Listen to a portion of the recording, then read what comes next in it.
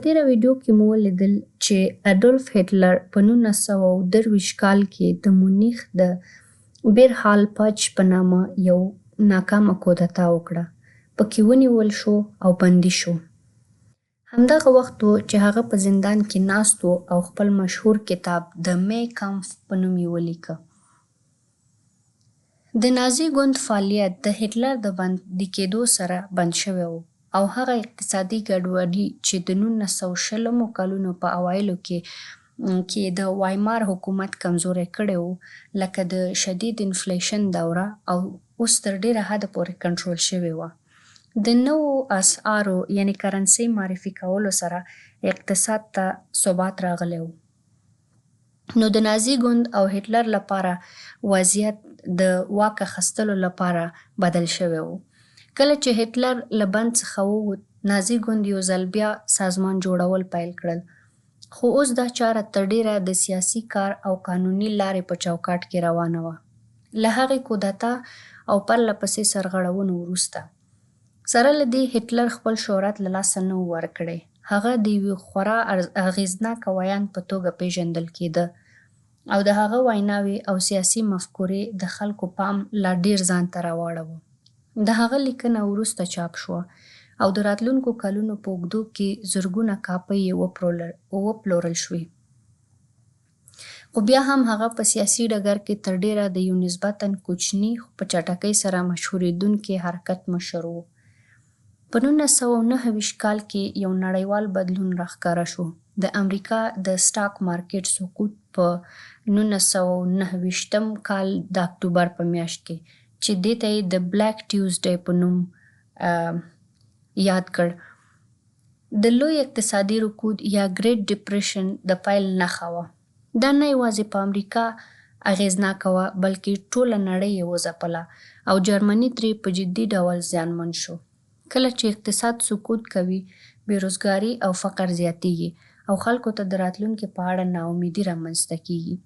داسې حالتونه چې اکثرا افراطي او بې ثباته سیاسي جریانونو ته زمینه برابروي. همدا لامل و چې د نازي ګوند لکه ډلو ته نوي فرصتونه پیدا شول. په 1930 کال کې په پارلماني ټاکنو کې نازي ګوند د پام وړ رایې ترلاسه کړې.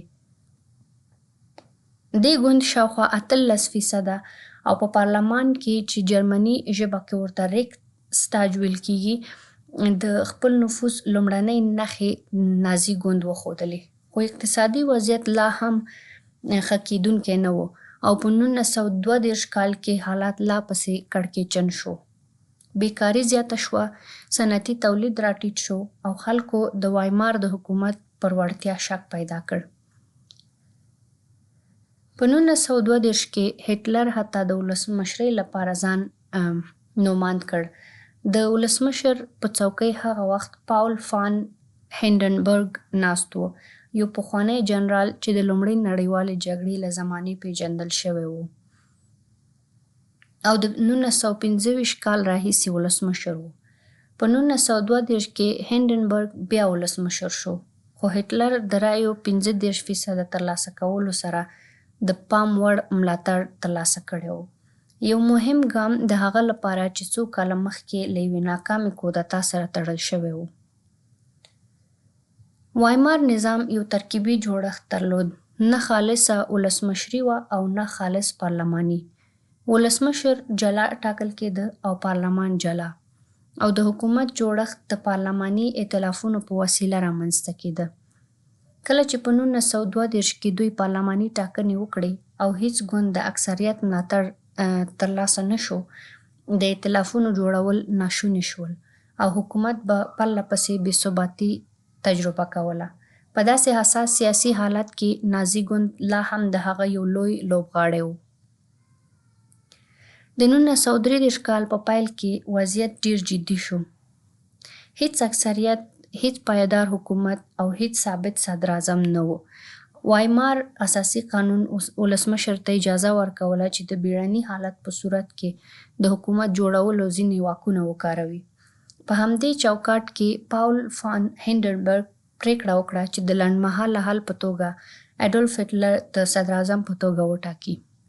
که څه هم هینډنبرګ د هټلر ملاتړی نه و، خو هغه فکر کاوه چې هټلر ته د رسمي مقام ورکول ممکنه ده د ملي یووالي لپاره کار وکړي او سیاسي بحران کمرنګه کړي.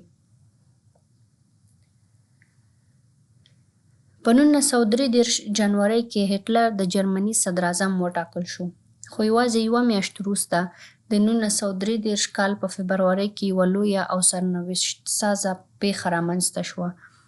د ریکسټاګ یعنې پارلمان ودانۍ وسوځېده. د جرمني پارلماني ودانۍ وه چې ټول سیاسي چاپېریال یې له بنسټیز ډول بدل کړ. دغه اورګاډی په ښار کې وموندل شو او یو هالنډي کس د مارینوس فان په نوم د پیښې په ځای کې ونیول شو. د پیښې ذمه ور واچول شوه او نازي مشرتابه ژر دې پرېکړې ته ورسېدو چې دا د کمونیستانو له لوري ترسره شوی برید و، یو امتیاز چې د بیړني اقداماتو لپاره یې استعمالولی شو. هټلر او ورسره کسانو دا پیښه د خپلو موخو لپاره کاروله. هینډنبرګ وهڅول شو چې د بیړني حالت قانوني واکونه پلي کړي. هغه یو لاسلیک وکړ کوم چې د مدني ازادیو ځینې برخې باندې محدودیتونه وټاکل شو او حکومت ته پراخ واکونه ورکړل شو. دا ټول د وایمار د اساسي قانون د بیړني مادو په چوکاټ کې قانوني ښکاره کېدل، خو عملي اغېز یې دا وه چې سیاسي مخالفینو غږونه خاموش شول او د نازي رژیم لپاره لار اسانه شوه. وروسته په مارچ کې نوې پارلماني ټاکنې وشوې، خو دا ټاکنې د ازادیو د ځنډ او د ترهګرۍ ګواښ او فشار په فضا کې ترسره شوې. د نازي ګوند وسلوالې ډلې نور ګوندونه وځورول.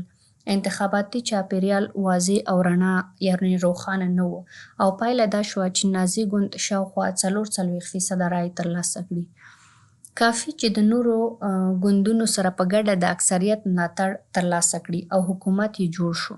په دې نوي پارلمان کې ژر تر ژره د انیبلینګ اکټ په نوم یو قانون تصویب شو، یو ډول د اساسي قانون تعدیل چې کابینې ته او په عمل کې هټلر ته د قانون جوړونې پراخ واکونه ورکړل شو د 4 کلونو لپاره. له دې سره د پارلمان او د ملکي ازادیو هغه محدودي موانع چې د واک د ویش لپاره موجودې وې په اغېزمن ډول له منځه ولاړې.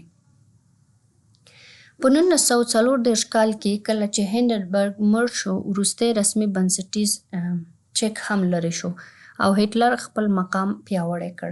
هغه اوس عملي او رسمي د جرمني مطلق واکمن و. په څو میاشتو کې د سیاسي سیالانو پر ضد سخته کړنه پیل کړه، نیونې، توقیفونه او د سیاسي فعالیتونو بندیزونه، تر دې پورې چې د 1933 کال د جولای میاشتې پورې نازي ګوند د جرمني یوازینی قانوني ګوند و او ټول سیاسي واک د هغه تر واک لاندې و. نو له 1919 څخه تر 1933 پورې هټلر د یو نسبتاً نامعلوم شخصیت څخه د مدیر او جدي سیاسي لوبغاړي او په پای کې د جرمني د مطلق واکمن په توګه راپورته شو. د ریکسټاګ یعنې پارلمان اور په اړه یوه لویه او پرانیستې پوښتنه لا هم پاتې ده. آیا دا اور د کمونیستانو کار و یا د یوازیني نارینه مارینوس فان در لوبي شخصي عمل و، او که دا د نازیانو لخوا یو پلان شوی اقدام و چې د واک لا چټک ترلاسه کولو لپاره په قصدي توګه رامنځته شوی و. تاریخ پوهان تر اوسه په دې موضوع هر اړخیز توافق نه لري. یو لور وایي دا ممکن د کمونیستانو د بغاوت هڅه وه او بل لور بیا مني چې نازي ګوند ښایي دا پیښه د خپل ګټې لپاره رامنځته کړې وي او فان در لوبي یو د پلي کولو لپاره کارول شوی شخص وي. خو هر څه چې اصلي حقیقت دا دی چې د 1933 کال له پیښو وروسته هټلر عملي واک ته ورسېد او له همدې ځایه د اروپا او نړیوال تاریخ یو ډېر تیاره فصل پیل شو.